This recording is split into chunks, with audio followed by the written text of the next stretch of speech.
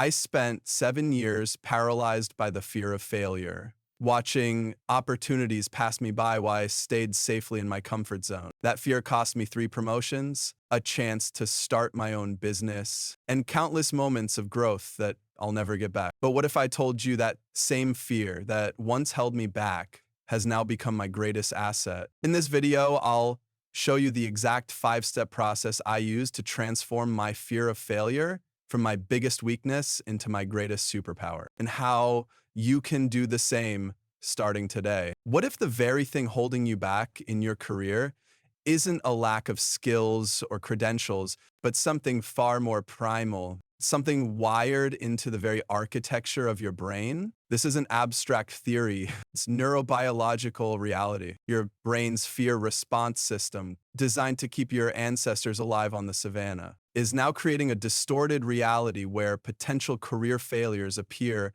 as life-threatening as facing a predator. When you consider taking that career risk, whether applying for a promotion, pitching your innovative idea, or speaking up in a high-stakes meeting, your amygdala activates a survival mechanism that literally hijacks your thinking brain. This ancient alarm system doesn't distinguish between physical threats and social ones. The same neural circuitry that would activate if you encountered a dangerous animal fires.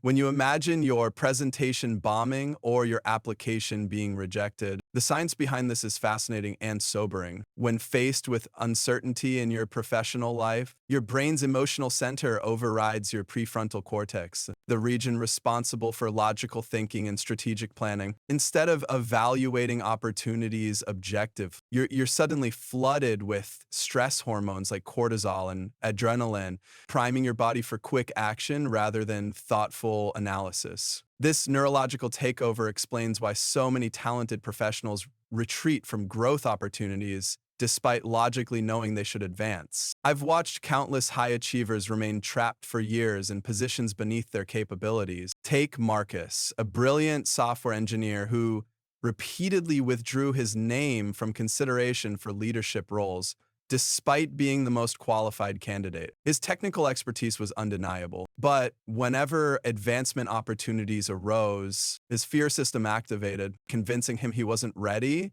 5 years and several passed-over promotions later, watched colleagues with half his talent occupy positions he could have mastered.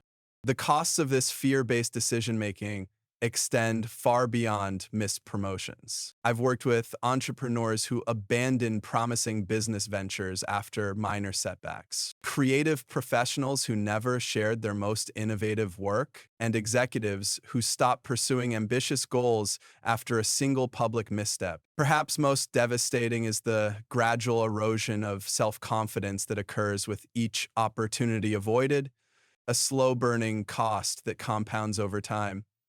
Uncertainty functions as a particular trigger for this neurological hijacking. Your brain craves predictability and interprets ambiguity as potential danger. This explains why so many professionals retreat to their comfort zones when faced with uncertain outcomes, like switching industries or launching independent ventures. The bitter irony is that the greatest opportunities nearly always exist beyond the boundaries of certainty, in the very territory your brain has evolved to avoid. Perfectionism represents an especially destructive manifestation of this fear response. While often mistaken for high standards, perfectionism creates an impossible situation where anything short of flawless execution registers as complete failure. The Thrive Center's research confirms what many of us have experienced. While perfectionism can motivate excellence, it becomes destructive when anxiety and rumination impact stress levels. This explains why many high achievers struggle with procrastination, indecision,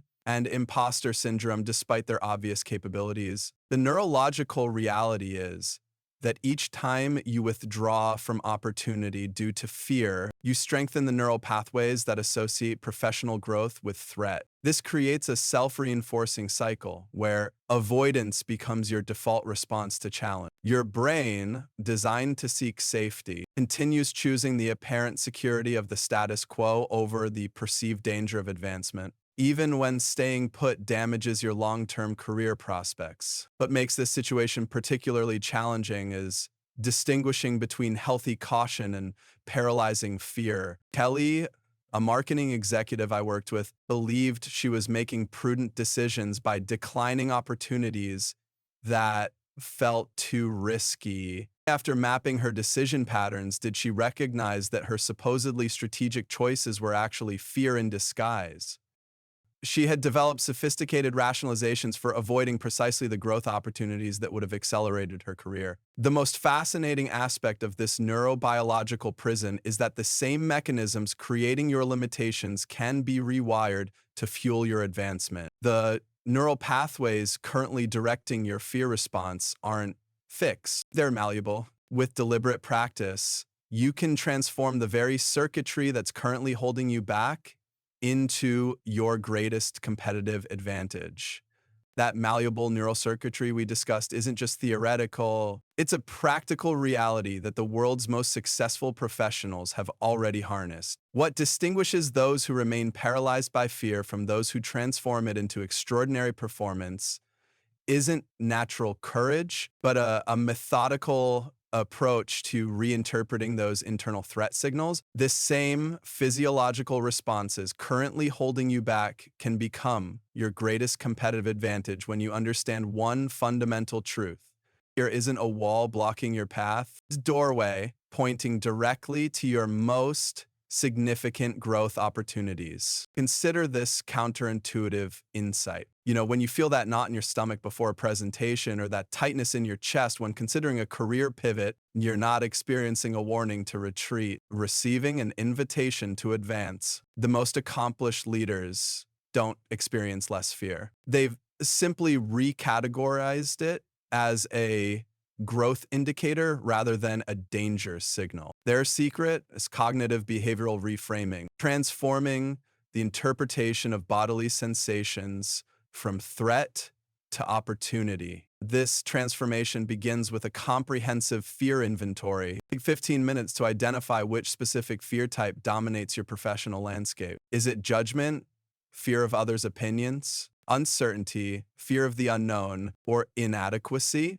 Fear you're not capable enough? By pinpointing your primary fear blocker, you create a targeted intervention rather than applying generic confidence techniques. Examine past career decisions where fear influenced your choices. What opportunities did you decline? What risks did you avoid? What conversations did you sidestep? The pattern reveals your specific fear profile. With your fear inventory complete, you're ready to implement the 5-step fear transformation framework. Identify, decode, reframe, practice, and leverage. You've already begun the identification process. Now let's decode those fears by examining their origins and questioning their validity. Are these fears based on past experiences, inherited beliefs, or catastrophic projections that have little basis in reality? This critical decoding process strips fears of their assumed power. The third step, reframing, is where the neurological magic happens. Language shifts create profound changes in neural pathways. Replace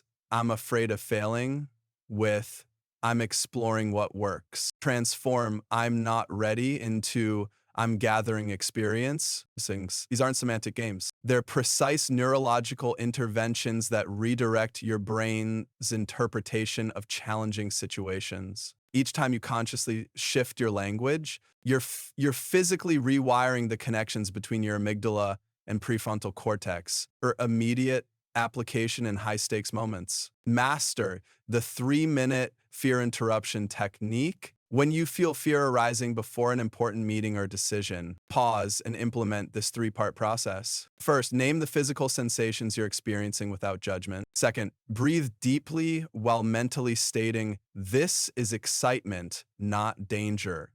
And third, focus on contribution rather than evaluation. This sequence prevents amygdala hijacking by activating your prefrontal cortex exactly when you need it most. Strategic micro-failures are equally powerful for building resilience. Rather than avoiding mistakes, intentionally create small, low-stakes failures as mental workouts. Apply for positions slightly beyond your qualifications. Speak up in meetings even when your idea isn't fully formed. Each micro failure desensitizes your threat response system and demonstrates that imperfection doesn't equal catastrophe. As one leader discovered, viewing failure as a mental workout transformed her relationship with risk-taking entirely.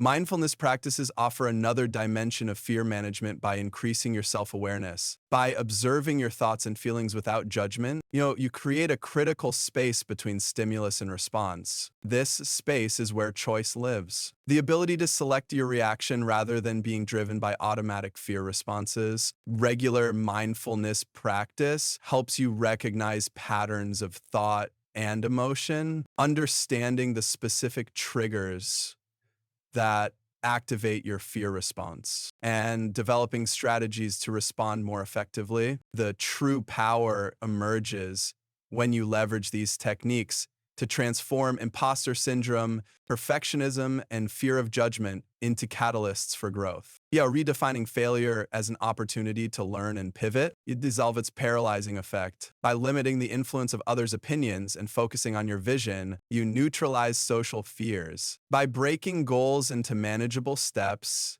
and embracing small failures as learning opportunities, perfectionism becomes precision rather than paralysis. We've come full circle now. The very fear that once held you back is waiting to become the catalyst that propels you forward.